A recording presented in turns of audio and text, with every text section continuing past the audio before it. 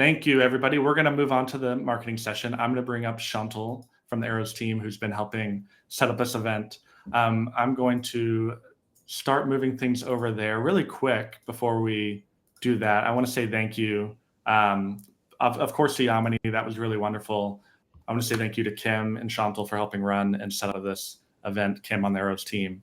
And also thank you to all the partners. We've got Reveal, we've got Aircall, we've got Wistia, we've got PandaDoc, we've got Grain, we've got the Service Hub team. So the GM and the lead product manager, both of Service Hub and the customer success tooling, are going to join us later. And then Sherelle from Arrow. So thank you all for helping put this event on. We're now going to hand things off to Chantal to do the marketing event. So stick around for that if you care. Otherwise, come back for the sales and service event as well. We'll see you all the next 3 hours. This is all in the same place. So come back to ilovehappycustomers.com or arrows.to/happycustomers, and you'll see the session here. All right, Chantal, I'm gonna get out of here for a bit. Awesome. Thanks, Daniel. Thank you, Yamini. Really, really great to be backstage listening to that.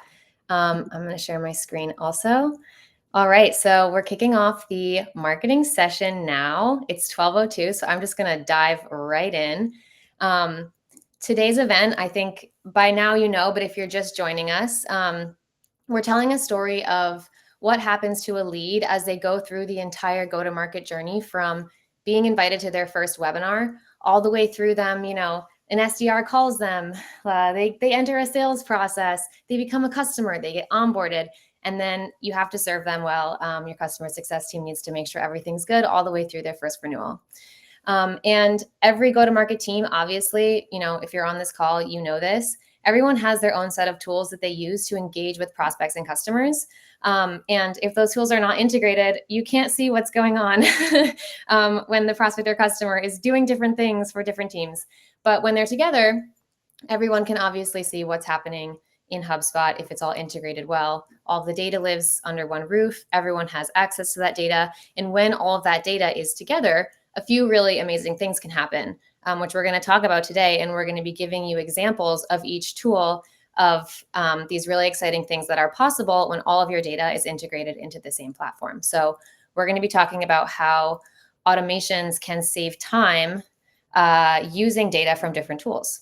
We're going to talk about how personalization is easier and better and more accurate. And we're also going to talk about how you can create reports that leverage information from all these different tools that your full go-to-market team is using.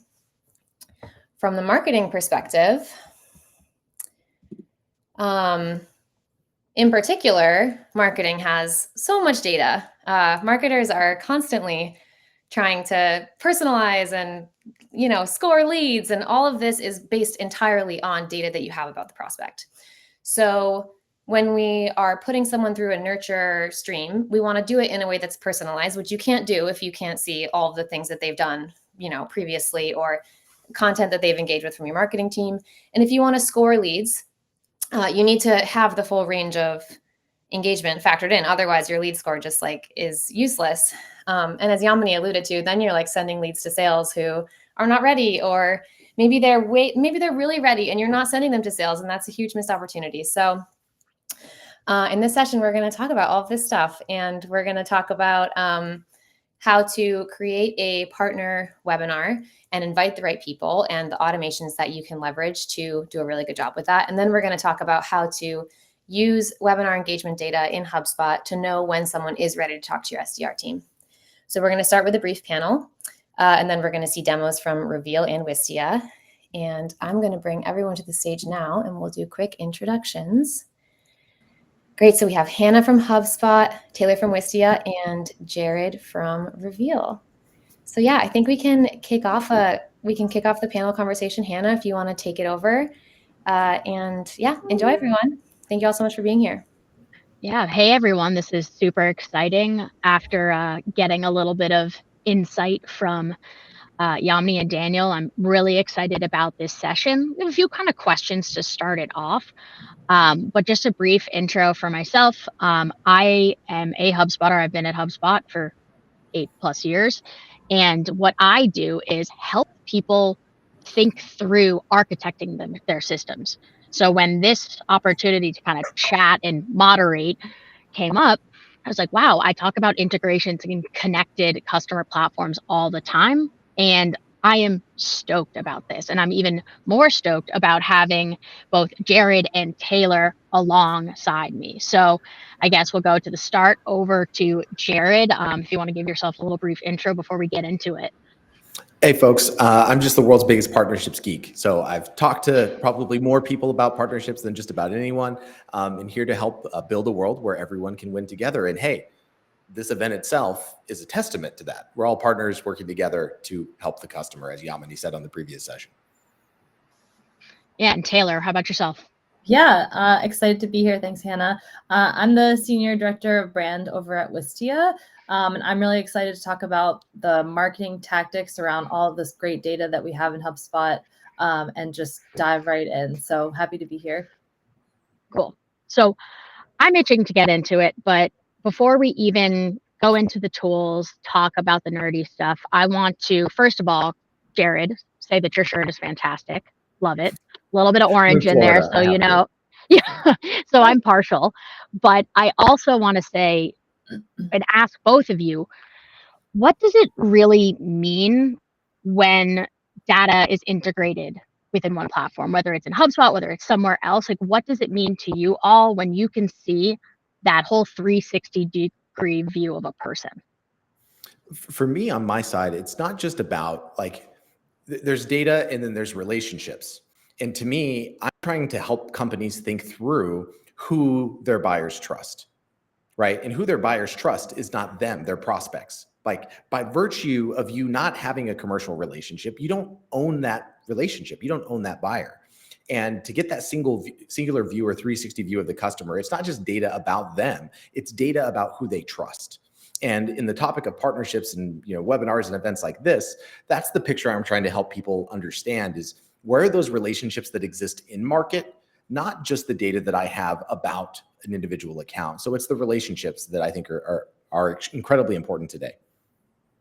Yeah. Go for it, Taylor. Yeah, I love that.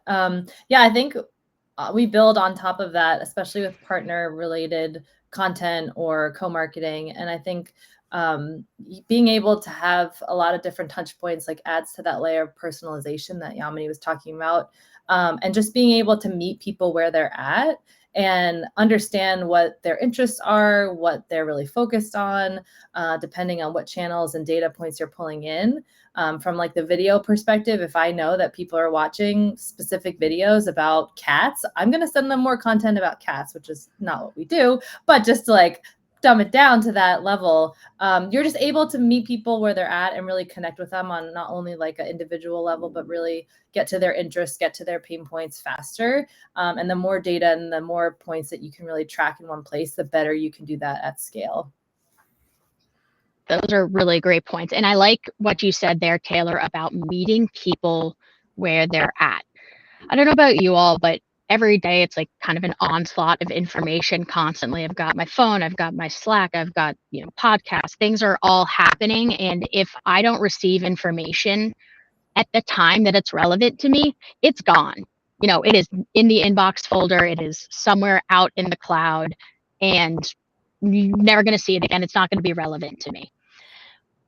But being able to have a HubSpot and having everything in one centralized place with information from Reveal, information about video engagement from Wistia, you can trigger those automations and say, here's that content that we know you're interested in because we're tracking it all in that one place, and we are putting it up on a silver platter for you. And if you're like me, who can't really pay attention for very long periods of time, that's when I need to get that information. So I think that really matters. And context, getting context into who that person is and delivering content to them at the right time that's relevant. Cat videos, dog videos, whatever you're into, recipes. I'm a sucker for those. But yeah, I guess I want to talk about consequences. A sales tactic that is always an interesting thing to do is be like, okay, well, so what if you don't do anything? What happens? Or what's, for my anxious people out there, what's the worst thing that could happen? Never a good question to ask people, unless you want them to spiral, which sometimes you do, to say like, okay, if I don't have a connected platform, where's my business going? we don't have context. So Jared, for you, what does it mean to not have a connected platform, and what does it mean, and I guess like the consequences of not doing that? Well, I think if we're talking specifically about, let's use a partner marketing event, right? Something like that we're doing right now, by virtue of you only looking at the prospects that you want to acquire and your customer base, you have these two kind of major segments. If you wanted to just go, hey, there's customer marketing, and then there's all the universe of people that I want. You don't have those relationships, and the consequence is that your ability to reach them, the audience that you want, the prospects that you want, is only diminishing over time. As you just said, it's the goldfish economy, right? You got like 5 seconds to like get my attention. And if I don't know you, that's a really high barrier. And that barrier is only getting worse. Is it going to be easier to do outbound a year from now? Is it going to be easier to do content a year from now? Is it going to be easier to get your email through an inbox a year from now? No, it's going to be harder. It's going to be harder. It's not going to get easier. So kind of my point is that you have to have the context that surrounds that buyer, because you need to get better at building more trust with the audience that you own, i.e. your customers, and then get really good at partnering with other companies so that way they can message their customers, right? When it's your prospect base, you don't own that relationship, but you might be able to, just like this event, put together something with 6, 7, 8 partners where you have 8 times the reach, 8 times the trust to put something together. So that way, instead of emailing all of your prospects, you're actually emailing your customers. And then guess what your partners are doing? They're emailing their customers, right? These are relationships that already exist and matter versus you reaching out to someone that doesn't know or trust you yet. It's interesting because I feel like for some of the other go-to-market functions, the consequences are more like downside consequences, but in marketing, I feel like it's more of you actually miss out on upside. So it's like you don't realize gains that you would have had you had everything integrated, versus like, oh, in sales, it's like, oh, you lose the deal or something. You know what I mean? It's interesting. Yeah. I also think that my mind went to like efficiencies and creative resources. And if you're putting together a campaign and you're trying to reach a very specific audience, or you know who your audience should be, but you're really not able to look at the data and really target and segment in the right way, you're literally wasting creative resources and effort on the wrong target audience. And so you can have the best video, the best campaign ever, but if you're not getting in front of the right people at the right time, like I said, you're losing out on a lot of those resources being dedicated to something else that might, again, yes, drive the upside of more leads, more funnel growth. And so having that efficiency of all of those data points in one place to be able to build those audiences is what I think are the consequences. Those are really great answers. I mean, I was expecting great answers from you both, but those really got me thinking about some more. I guess when it comes to just resource allocation, right? We're talking about efficiency. We're talking about being able to reach people at the right time, but we're also talking about the ability to give our creatives, give marketers a little bit more time back in their day to make the cool content that's actually going to drive high quality leads, right? I saw Allison in the chat say that targeting roofers, very hard to do. Well, what if you make a really cool Wistia video that it's gonna show my knowledge gap about roofing. You know, those cool thatch lattice roofs that you see in Ireland, like in the country, like let's just go into one video that's really specific on that. And you're going to get some really granular information about who's engaging with that video, who's really into thatched roofs. But that content is going to be higher quality. And even with generative AI creating content and giving starting positions, we're not negating all of the hard work of creators. If anything, that kind of content stands out more. And all of these efficiencies and giving context are going to help us elevate that content, make it reach the right people, so on and so forth. Yeah, and it can also, Hannah, just on top of that, it can also tell you what to make next or what not to make. So we use a lot of the data around who's engaging with our content, whether it's video or our blog, to actually dictate future articles or future videos based on engagement of like what we already have. So if we know someone's really interested in shooting video with an iPhone, we made another video that's all about iPhone settings, and that article like blew up. And it was based on all of the data of interacting with that content. So it's a way to even like prioritize what comes next. I might add, like, on the context and like making their job easier for the marketers. One of the things that comes to mind for me is part of the problem with partnerships and some of the data that we've been talking about is that it's typically been siloed into something else related partnerships. So like a PRM or some other system. Whenever the partner team stops acting as a partner team and more as a strategy for each department, and you integrate these lists into HubSpot, then that allows the marketer to go, okay, I'm going to actually email my customers and invite them to this event, but then I can help orchestrate my partners do marketing for me, right? You're creating a giant lever that you didn't have before that I think is fundamentally shifting how we think about, customer data or second party data. So don't silo your partner team, bring them in. They're going to bring a wealth of data and information that gives you levers that you didn't have before, to kind of your question and point, Hannah. Yeah, I also feel like marketing is the classic poster child for like the CSV upload and download. And it's just so much friction. Like anytime you have to like tell sales that who was involved in something, or like figure out which of your customers are using which partners, like you're like either having your CSMs like give you a spreadsheet, or it's just a nightmare. And you end up not doing those things because it's so much friction. Yeah, and it's early stages in the stuff that I'm talking about. Like there's still some CSV stuff that's involved here and there, but there's some cool stuff that does exist in HubSpot today that I'm really excited to talk about more.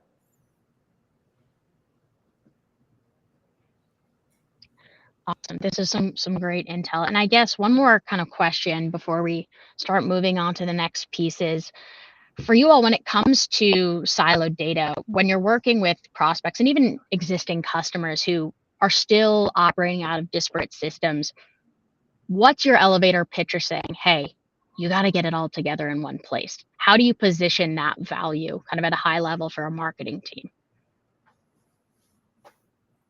Jared, you want to go first? I'll hop in. It speaks a little bit to what I was just, communicating about, is that if you're putting together something and you're looking at it from the perspective of, let's say, a campaign, how do you really understand, the audience, the reach that you have? I mean, your reach is only going to be what's in HubSpot. So like if I'm talking the partner track, your reach is, hey, I have my entire list. I have 25,000 contacts. Well, are you going to email that entire list? Really? If you're a sophisticated company, you're probably talking about segmentation and lists, right? So you're going to narrow this down to some, demographic, firmographic, geo, territory, persona, whatever that is. And if it's not in one place, then you can't see, and your partners can't see how that might get bigger, right? So you might be narrowing down to this specific thing. You only have, let's say, 2,000 of these contacts that matched, the campaign of what you were putting together. Well, when you overlay that against your 7-8 partners, all of a sudden that might jump back up to 20,000. So that's kind of my clarion call, is that like you need to understand your target reach, not just from what you have, the relationships that you own, but also your partners. Yeah, I think we talk a lot about it because, video is a part of marketing. There's, so many other things that marketing teams are thinking about all the time. And video plugs into multiple parts of the customer lifecycle of getting people interacting with your brand, with your sales team, with your customer success team. But, there's always the question of what's the ROI of video, or how much pipeline or how many leads is this video actually driving? And there's ways to see that, but if the data is not next to where also you understand the contact interactions with your website and your email marketing and your social media, you kind of lose the advantage of understanding the full picture of what someone's interacting with your brand. And so needing not only to look in multiple systems takes so much time, but when you have all that data in one place, you're able to action it faster, and you're able to think about new and interesting ways of where things connect to reach your audience. Perfect. Thank you both. And we're going to segue into Jared's presentation and discussion around Reveal and HubSpot. But just a reminder for everyone, if you have questions, and please, we encourage questions, even if it's about thatched roofs, put them in the chat, and we'll try to moderate and take a look at those as we go. Jared, how are we feeling? Are we pumped up? Are we ready? Let's roll. This is what I do. I'm basically a talking head, so I'm excited to talk to y'all. Cool. Well, that makes two of us. I'm going to amp you up. Let's go. All right. Go for it, Jared. It's all you. All right. All right. So Shanti here, I can go ahead and share my screen and we should be good to go. Just give me an audible whenever we are sharing here. So let's do share. We are live. And looks good to me. All righty. Well, hey folks, Jared Fuller, like I said, I'm the biggest partnerships geek around. You can check out my book, Nearbound and the Rise of the Who Economy, if I left you with something interesting here. Let's ride. What I'm going to be talking about today is the Nearbound kind of marketing, remit, and then how to use it for events. And as Hannah and folks have said, is we're really living in a new era where I think in the old world, data was the new oil, right? Like it's precipitated LLMs, AI, and tons of market cap. And I think the thing about reaching buyers is that alone, it's polluted trust in the market. As we're consistently interrupted by interruptions, I thought I had my phone on silent and I just got 2 phone calls. Like everyone on this call today is being consistently interrupted. And the reason why is that we have all of these accelerated demands on our attention. I've said this for the past 2 years and it still blows my mind. The average consumer receives 400 to 10,000 brand impressions and advertisements per day. This is from the Deloitte 2023 Annual State of Marketing Report. There's no possible way you can hold that much information in your head. This is what's happening to buyers. And the reality is you know it too, the hypocrisy is absolutely palpable. Like this is just from March and it's about what is the cookie apocalypse and why should I care? And what do you get on the website? A pop-up about cookies. It's ridiculous. And I think in the old world, consumers, like what we were just exiting, we could not distinguish signal from noise with all of this information. And in the new world, data alone becomes noise and trust together becomes signal. So this is not to say ignore data. You need to pair data with the relationships that matter. In the old world, buyers used to Google to find solutions, right? We'd ask how questions to Google and we'd find some article, we'd read it and maybe act on it. We used to compare product specs and review sites. If you've used a review site recently, have you noticed how everyone has the same badges? How everyone has 4.7 stars? All games get gamed. Information about the product used to be key and companies were the source of information. The best content used to win because the buyer believed in your product. But in the new world, now what do buyers do? We're asking those that they trust. You see, trust comes from helping people reach their promised land, but we only trust those who've been to the places we want to go. In the new world, buyers see who else is using the product, right? They validate and double check. In the new world, relationships are key, and companies have to partner with the source of that trust. In the new world, the best network wins, and the buyer, instead of identifying with your product, they identify with your advocates. Relationships matter. You see, in the new world, trust is the new data. And I think this is outlined in 3 big shifts before we get into the event side of this, which is going to be a little bit more tactical, but if you know me, you know I got to set the stage. And this first wave I refer to as the outbound era. And in the outbound era, this is kind of the 2000s precipitated by cloud data. The goal of outbound is to target the customer. The era of sales digitization allowed for the first time all of us to target buyers with emails, phone calls, and establish the system of record in CRM. And the pipeline and forecast could be measured based on the data that we were collecting and the activity outputs, right? The customer was on the outside and we were targeting them, right? All the war analogies and treating them as some outside object. Then we had the second wave, the inbound era. Since we had all of this data on the customer, that allowed us to finally attract. So that brought about marketing automation, which allowed for SEO, advertising, social and programmatic, all of that stuff that we've been living in, and kind of created that slide that I was talking about where you're getting 400 to 10,000 brand impressions per day, right? In this world, the customer's still on the outside. You're trying to attract them in. But today in the new wave, in the third wave, in the nearbound era, the goal is to surround. Now, since buyers are prioritizing their networks of who they trust, the highest signal for creating and closing pipeline is to surround your buyer with the brands and voices that they believe in, that are more like them. This puts the customer at the center of the conversation and positions you to be the connective tissue between them and the voices and the people that they're already trusting. That's the major shift that's happened in terms of how we're thinking and why the Nearbound marketing kind of blueprint is such an important part of how companies must win today. And you know what? If I'm going to be honest, it's why y'all are here. It's why y'all are here. So the best way to surround your buyer, though, is to never break the golden rule of Nearbound marketing, which is never market alone. Partner with those voices. Market with who they already trust. And yeah, as for events, make every event a Nearbound one, like this. So I think, which I did in this deck today, and you can feel free to email me at jfuller@reveal.co, and I'll send you this blueprint for free. It's live on the site. The most important thing in doing partner marketing really done right is to name a big and relevant change in the world, right? Show that there's going to be winners and losers. Don't just talk about product capabilities. Talk about the shift and the story, the narrative that makes people go, yes, that's how I feel. And that's really about creating a strategic narrative with you and your partners to put something together. An event, like the Happy Customers Festival, isn't about Reveal or Wistia or Arrows or HubSpot by themselves. It's about how to deliver a great experience, right? We believe in something, and you all watching, you believe in that too, and that's why you're here. That's the first step. The second one, though, to get really tactical, is about building your lists for the messaging. So who are we going to be reaching out to?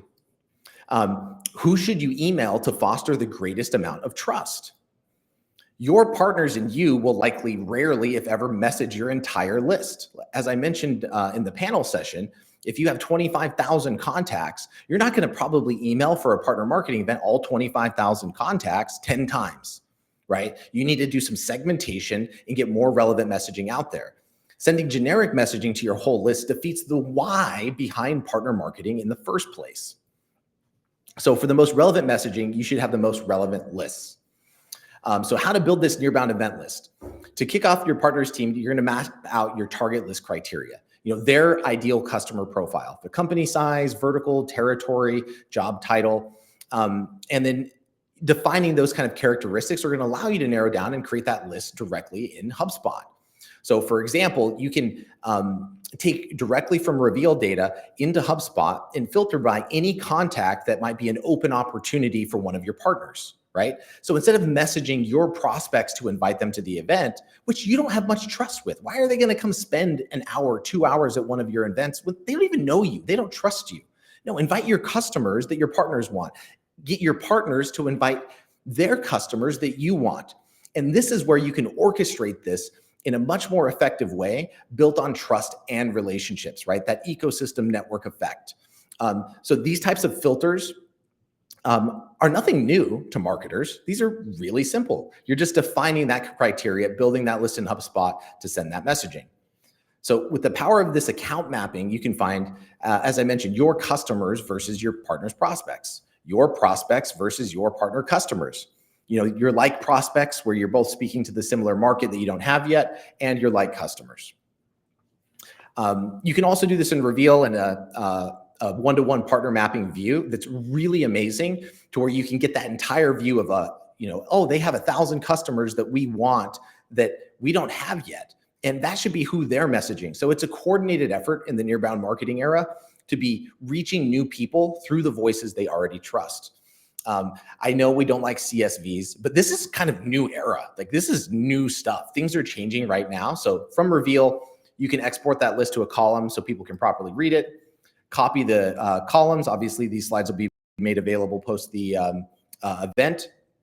Filter by company domain, and throw that directly into HubSpot to increase that reach as well. So we're working on making that automatic in Reveal and HubSpot. Today, you can filter by some basic things like contact status, but then you can also get those deeper segmentation things whenever you're talking really big lists of, I know PandaDoc's on the call today. When I was VP sales at PandaDoc, our lists were hundreds of thousands of contacts, and you had to be a little bit more specific than not anytime you were going to send an email out to those lists. And I think one of the things, Hannah, you brought this up, that's so important is empowering your sales reps to follow up And the cool thing is that we can actually do that as partner and event marketers now directly in CRM.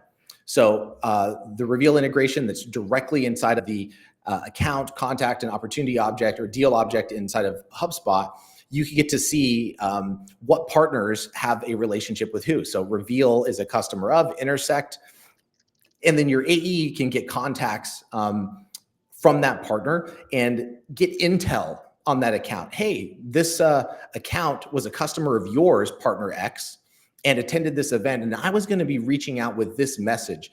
Does that resonate from why they bought from you 3 months ago? You can generate influence. Maybe they have an upcoming QBR or an executive relationship that you don't have, and you want to get something about your integration into their, let's say, CSM's quarterly review. And they can influence that buyer to go, hey, yeah, we really trust doing business with PandaDoc or Wistia. You should definitely take that call with one of their reps. Or the best possible lead source in all of SaaS, an introduction, right? So you can keep that continuity of experience where you'll have in the activity timeline that a partner sent them, brought them to the event, and the AE can see that relationship to have a much more powerful follow-up referencing the relationship that brought them to your company in the first place. Yeah, so Jared, this works on like a both one-to-one level, so for that really deep personal relationships, but also on that one-to-many to find like that overlapping customer or prospect base, right? Like you're kind of looking at this from both sides. Yeah, absolutely. So that view, that last view right there was just a rep view looking at one of their accounts or contacts, right? They see it came from an event, and they can see the partner's relationship and reference that for, I call it the 3 I's of Nearbound sales: an intel play, an influence play, or an intro play. So I'm happy to send that out to anyone, or just Google Nearbound Sales Blueprint, and all of those templates are available online for free. So there we are, and I'm going to stop sharing, and I think I was right on time. Yeah, honestly, killing it. We do have a little bit of time for questions for you about Reveal. So definitely want to make sure that we have time for that. So if anybody does actually have some questions that they want to toss in to the chat, or if they already have tossed it in and I have just missed them, definitely go ahead and do that. I have a question to get us started. So obviously there are like multiple combinations of ways that partners can have overlaps in their CRMs. There's like shared customers. There's like customer prospect in both directions. And then there's prospect. And I'm wondering, like, how are you seeing marketing teams leverage those different audiences in different ways? I mean, I can speak to something fun that's just like when we did this stuff in HubSpot, it's like, okay, if you can't do an event like we just discussed, you can't do anything. Like bringing some people together and emailing about an event is probably like one of the lowest hanging fruits. But maybe let's talk about how you might promo that event. One way that you might promo that event is from doing Nearbound social. What do I mean by that? It's getting really good at creating content for other people. So that way you're not just inviting folks through the list, but you're helping them create content and advertise it themselves. And it makes them look really good. One of my mentors was the first partner leader at HubSpot, Pete Caputa. And he had this phrase, make your partners famous. And what he meant by that was help them look better than they otherwise would by themselves. So we see Jill Rowley in the chat. She's the queen of social selling, my good friend for a very long time. I had to write really good content for Jill to even be interested in remotely sharing something, right? So I say like, that's a creative thing. Like, don't just think of it as, oh, we did the email. It's like, no, social. You can even do ads. One of my most effective ad campaigns of all time was a PandaDoc and HubSpot joint ad. So you can layer this to all of the different tactical outreach things that people typically aren't thinking about. It's not just an email and then you stop there. It can be overlaid to each part or channel in marketing. Yeah, we did some LinkedIn ads for this event, which was targeting if you know basically the company list of prospects of your partner, for example, but you don't have their contact information as individuals, you can still kind of like target the certain job titles at those companies with a LinkedIn ad easily, or you can give that list to your SDR team, for example, and say like, here's the company list, find the right prospect. Like we know that they're a customer of this partner of ours. We've got another question from the chat from Daniel. Jared, have you seen folks do better with more partners or fewer that they go deeper with? I mean, it always depends. Like those answers, nuance does matter. I'll give you a perfect example. It depends on the objective. So if I could speak to like a specific one, when I was doing something really big with, actually it's a competitor of HubSpot, so I won't talk about this one, but I'll use the example. What I did was we had a very specific set of accounts that were very specific relationships. It was like 1,000 accounts. And we were trying to partner at my last company, Drift, with these 1,000 accounts in a very narrow way. And that's actually where Jill was at the time.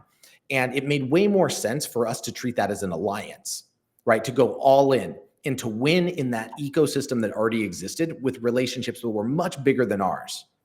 Once we won in that ecosystem, and we won 1,000 accounts from this in about 18 months, from 0 customers to 1,000 logos that signed with us in about 18, 19 months. Then we were able to partner with a much broader base. So I'm a big fan of, I like to think of this as like alliances versus, programmatic partnerships. I think you really do need a big win and a big alliance first before you try to build out the long tail of partners. If for no other reason that no one at your company is going to trust you. Like if you're trying to bring 20, 30 partners into everything and you don't have W's on the board, they're like, what is this partner person doing wasting all of my time?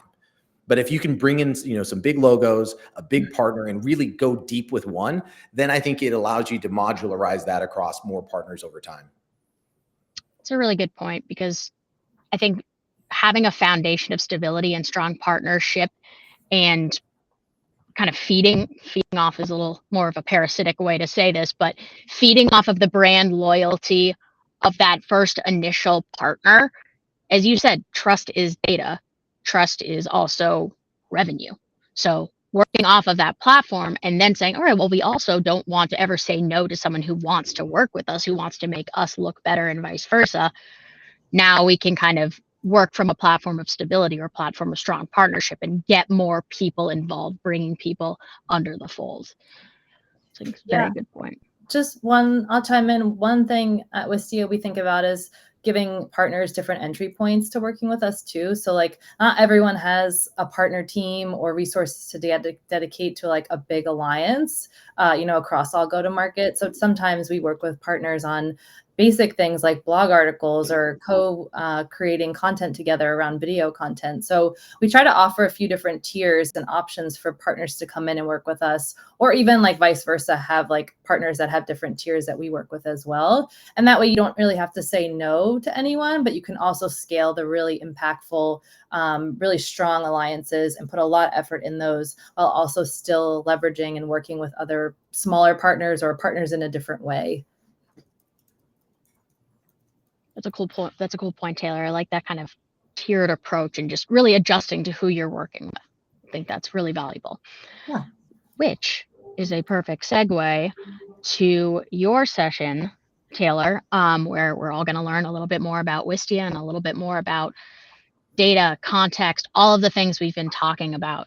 I know there are some questions that we did not get to in the chat. I'll copy paste them, or if Jared, you want to reply within that chat, we can do that as well. But super happy for all the engagement there. So thank you everyone in the chat. All right, Taylor, whenever you are ready, and I'd be remiss to not point out your t-shirt, which is, does it say video? It says video. That's cool. That's cool. All right. Well, bonus points for our presenters today. Let's see if the sales session can beat the attire. I just have, a flowy shirt, but it's summer feeling, whatever. Taylor, go for it. We're ready when you are. Okay. Let me get my screen up here. Okay. All right. Hi, everyone. So there's so much great setup that just happened that brings me into the tactical nitty gritty of actually doing the marketing and reaching out to folks. So you've got Reveal set up. You've been working with your partners on building out those audiences. And now you're thinking about how to promote your webinar in this case. So this is a real life example from Wistia. We did a co-marketing webinar with a few partners, Jasper, Bentley University, and Digiday back in October. And so we really use this strategy of leveraging all of their audiences together. We put together promo kits for the partners. We have people do social content. So a lot of what Jared just talked about, we used in our toolkit for when we built out this webinar and promoted it. So we use Wistia Live, which is our webinar feature within the Wistia platform. It connects to all the different parts of Wistia, from editing your video content to hosting it to seeing all the analytics, and obviously the integration into the HubSpot platform that shows you all of the engagement data on both webinars and video content that you host in Wistia, which I'm going to show you guys some behind the scenes stuff. So first, you've got your webinar, you've got your landing page set up to drive those registrations, all the promo that Jared was talking about with your partners, you're driving them all here. So this is a Wistia hosted landing page for your webinars. All of those and all of this form information are directly integrated and synced over to HubSpot after you start collecting those registrations. So I'm just going to pull up and show you guys what that looks like in the back end. These forms are fully customizable. You can add custom fields. You can toggle these on and off. So if you don't want to collect phone numbers, because no one gives phone numbers anymore, you can do that. And then you're just going to pick the integration list that you want to send all these registrations over to. So you are starting to promote your webinar, and you are starting to collect all those registrants and those potential customers, potential partnerships, potential really people in your audience that you want to grow a relationship with. And so all of those registrants are getting funneled into the HubSpot platform. This is real time. You can see them come in one after another after another. I remember I used to watch that when I was actually running webinars for companies, just getting so excited seeing that list being built out. So all of that information is flowed over here. You can see all of the data. You can see who's getting assigned to. This is live data. This is from our webinar that we did in October. And so this is a really seamless way to start building out that audience for that webinar. Once the event is over, so you've done all your promo, you've had the webinar, it went completely like without a hitch, it was amazing, you had thousands of people there. Now it's time to follow up with those people that actually attended. So I want to call out one thing here. Wistia right now is working on ways of pulling in webinar level engagement data. So let's say I attended today's webinar. At some point, you'll be able to actually see that as a field in HubSpot and say, okay, that person had an attendee status, and I can set up workflows based on that status. Right now, you have to use a list. So you download and upload, like we've been talking about CSVs. You download the attendee list from Wistia and upload it into your HubSpot account. And then you can set up workflows based on that attendee list. So this is just a simple workflow to send a follow-up email after the webinar is over. Again, this will soon be automated with an attendee status that will be porting over into HubSpot from Wistia. So that's just one workflow, using workflows to do your webinar follow-up. But then you really have to think about, what do we do with these people? Who are they? How is our sales or CS team going to be engaging with them? What are the best people to bubble up to really our SDR team to start doing some outreach? Now, I have done so many webinars on my own, and I know that not everyone that attends a webinar is a hot lead.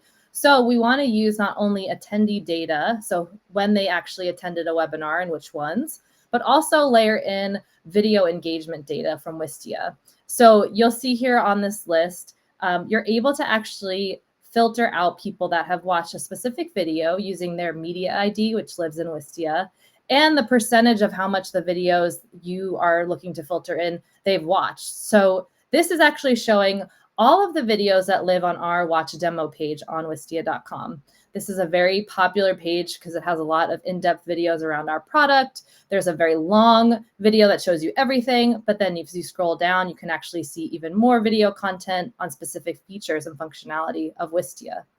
So what we've done is we've pulled in the media IDs of all those videos and said, okay, someone that has watched at least 25% of any of these videos and attended a number of different webinars. This list has got a lot of filters on it, but just to keep it high level. And so I'm really saying, okay, these people attended this webinar with our partners, and they watched at least one of our product videos, maybe more. And that for me means that they are high intent. They are someone that our SDR should reach out to, answer any questions that they might have from the webinar, but also point out, hey, I saw you were watching one of our demo videos. What did you have like thoughts on? What questions did you have? And so let's say the SDR is reaching out to Mike Flack. This is a real lead. And the SDR wants to get prepped for that call. So they can go into the contact record and filter out all of these different data points that you can pull from and look at just the video data if you want to. Obviously, this would be a layer of what the conversation would be, but just for the purpose of this demo. So you'll see that Mike registered for a webinar back in January. He played 100% of this Wistia versus YouTube feature video, which is like a very high intent video for us. It means someone's really interested in buying Wistia and potentially moving off of YouTube. And then you scroll down, you can see, oh, Mike watched that demo video that's on wistia.com. So the really cool thing is the SDR can actually click into this link and view the video without leaving HubSpot. So keeping that efficiency and saving time. I won't turn the sound on, but they can even hear what's the audio of this video. And then another cool feature is that you can see the timeline or the heat map of someone watching your video. So if there's like orange or red parts of this heat map, that means that someone paused and rewatched. So the sales rep can actually see, oh, they're rewatching this part of the video about our editor. I need to talk to them about that. And you can layer in all of those little details that really, again, meets the person where they're at and really pinpoints what they're trying to get solved in terms of their pain points. So now you're ready to like start reaching out to Mike. You've got a full picture of what he has looked at in terms of your video content, but also layering, your email, your social engagement, your website traffic, all of the things that you can see on this contact record. And so you're ready to pass these leads off to sales, which is the exciting part. It's off your plate. Now it's on their plate. So there's a lot of benefits to using these two tools together. And obviously all of the tools bringing so much data and enriched information to your CRM using HubSpot. But it really just shows the breadth of engagement of a contact. And you really can get a picture of what content they're interested in, what they're really focused on at any given moment, and really bubbling up those highly engaged and ready to buy prospects for your sales team. And so this can be done in a number of different ways, but using Wistia's engagement data, you're able to see what video content they're engaging with and are really interested to follow up on. Well, Taylor, this is super cool. I guess some thoughts here and maybe a little question for you. Like, one of the big things about HubSpot, especially in the contact record and this timeline, but also just talking about connected data, we're looking at video engagement and Wistia information alongside all of your other marketing and sales efforts all in one place. So we're not only looking at, thank you, doing the demo for me. I appreciate that. That timeline of all of the things that you can sync into the contact record to get a full picture of this person. And so you're intelligently speaking to them, maybe when you're the SDR, giving them a call and say, hey, we've reached out to you in the past, or here's the kind of videos you were looking at. I've got some other things maybe you're more interested in. Taking a look at how someone's engaging with video content alongside their emailing, alongside page views, alongside all of these other marketing touch points is gold, being able to compare those and seeing what's most effective. So it's really cool that this Wistia integration can really put that on here. One thing about this, though, that I'm curious about is conversions. Like, does Wistia help facilitate actual conversions? Maybe you don't have this person in your HubSpot database or your CRM database. Like, what does that mean if someone is taking a look at a video pre-conversion or pre-filling out a form? Yeah, so I think the webinar tactic is such a great way to drive net new contacts to your database, especially if you're doing it with partner marketing. You're going to get in front of those audiences that are net new to you. So this is a great way to convert people, net new people. But like you said, layering on that video engagement data. What if someone just watched the video, but like you don't have their contact information, you don't have a way of actually knowing who they are? So Wistia tracks a very similar activity in our platform of people watching content. And then when they convert, all of that data is put into their new contact record in HubSpot, because now we know who they are, but we have a history of what they've already watched and interacted with. That's one piece. The other piece is that you can actually put forms on your video. So this, I've already filled out the form on this video, but when you hit play on our demo video, a form will actually pop up and you'll be able to fill it out and convert people just so they could view a video. So we don't recommend doing this on a lot of videos, and we definitely focus these on bottom of the funnel videos, but you can use the forms that live within the video to convert people. There's other ways of doing like little CTAs that pop up. This video actually shows a lot of those things in real time if anyone wants to go and check it out. I want to like double click on how amazing it is that once they fill their first form, all of their historical Wistia data is then added to their contact in HubSpot. Because if that didn't happen, like, and someone converted, you'd be like, oh, this is a low intent lead. They just downloaded this PDF, like SDR, don't reach out. But Right. It's like they could have done everything. Their research could be done. They could be ready to buy, like, and you just wouldn't know, Yeah, like you could see Mike loves our videos, which is really fun to see. But like not having all this context, you might think he's only like registered for a webinar in January, and you're like, oh, I'm not going to reach out to Mike. He's barely engaging with our brand yet. So yeah. Very cool. Thank you, Taylor. I have so many more questions for you, but I do also want to get to some questions from within the chat. So Kurt asked a question earlier about sending chat engagement from contacts in webinars to HubSpot. And I also see that Jean responded there, but I guess, do you have any insight onto if people are engaging during the webinar, piping that into the HubSpot contact record? Yeah, that's a great question. I wonder what Gene said. Gene's our product manager on live, so he's here getting the questions answered that I don't have. Got it. But I can't find what he said. But I definitely can read it. That's okay. I definitely think that's something that we're considering, because there's so much engagement data on the Wistia live webinar analytics in the back end. Not only like chats, volume of chats, attention span of people. So if people are actually on your webinar but not watching, you can actually see that. So I know we're working on all of that engagement and activity data, so you understand what people are actually doing when they're at your event, and being able to pipe that into HubSpot to be able to target and segment and build lists on. So that's like the next evolution of Wistia Live and analytics. Very cool. All right, we've got another question from Samantha. I still get torn about this. From a brand marketing perspective, which videos have you seen are more trusted? Polished/edited ones or raw/unedited ones? Honestly, I love this question. This is fun. This question. Yeah, we get this question a lot. And I think it's because historically polished videos were like the gold standard. And if you didn't have a polished video that cost you like $30,000, it wasn't like worth doing. And that is like not the case anymore.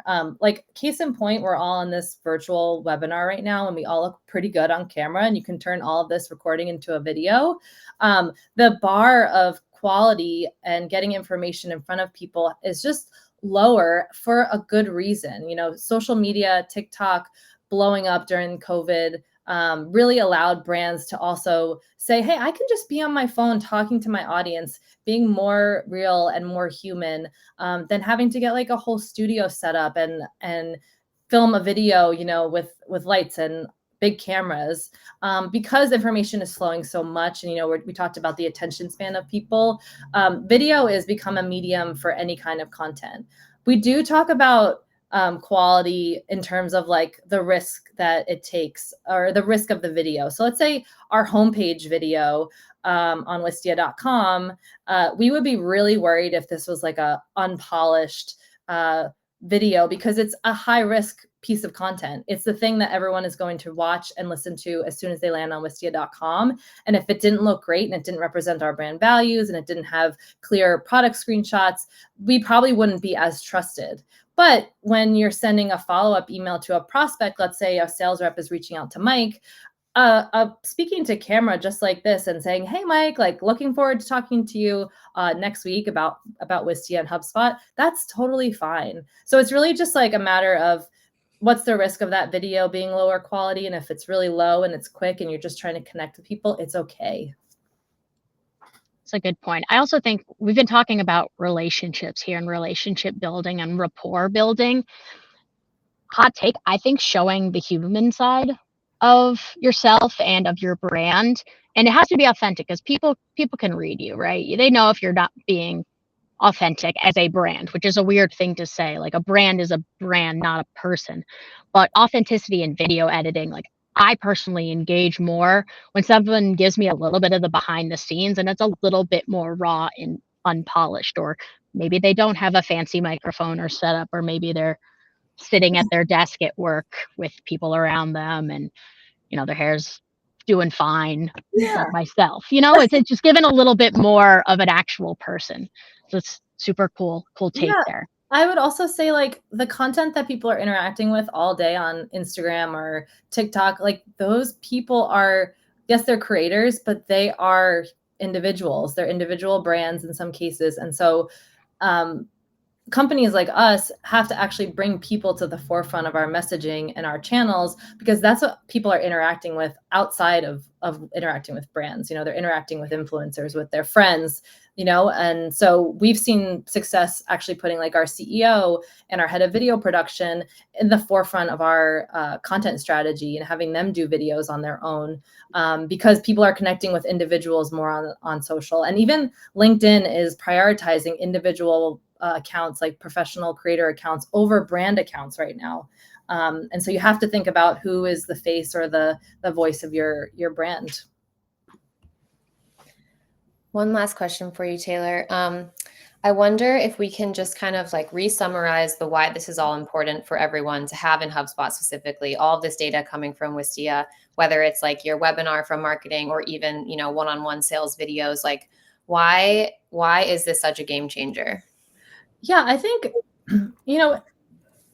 video has become another content standard for marketers. It's not like a nice to have anymore. It's a must have because of how much it's improving the interactions with people. It's getting people in front of other people, especially with like us being more remote, especially with selling and marketing.